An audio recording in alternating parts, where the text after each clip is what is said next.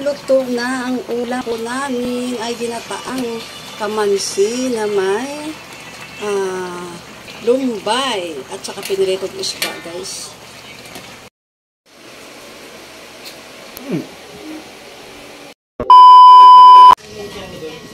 Yung malalaking bunga.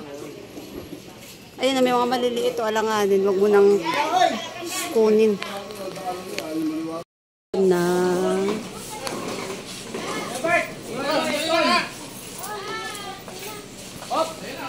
Kami na. Yan. Yan, may laman na yan. Ito.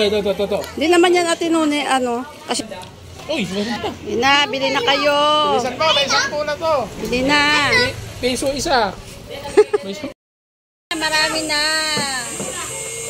Hey guys, bili na Tumalikod kayo. ka dito. Tumalikod ka dito. Nang maitulak kita. Ng kamansi. Magluluto po ulit ako. Ayan o. Puno ng kamansi. Masarap po yung kamansi. Mas masarap po yun sa langka, guys. Yung iba po kasi hindi nila alam ito. Magluluto tayo ngayon, guys, ng kamansi ulit.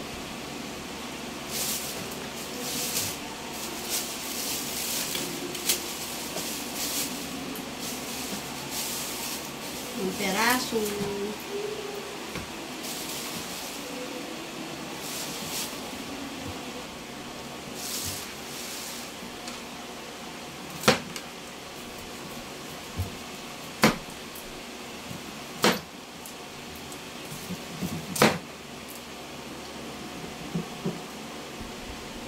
Yan o.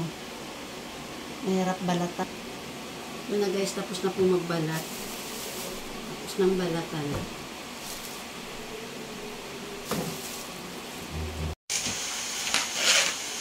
Ayan guys, hinimay-himay ko na yung kamansi.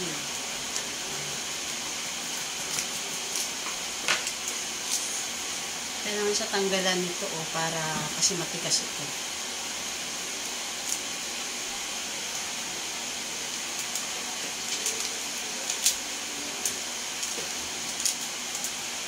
Guys, tapos na. Tapos nang hiwa-hiwain. Lutuin na po natin. Ito po yung binili kong gata. 2 piraso po yan guys. Kaya napakarami. Hindi tayo magluto guys. Nilagay ko po yung sibuyas, kamatis at yung pangalawang gata. Ito po yung unang gata. Nilagay ko guys. Marami siya kasi marami pong ilalaga pa po yung kamansi. And guys, ilalagay ko na yung kamansi na napakarami. Ilalaga ko muna siya para lumambot.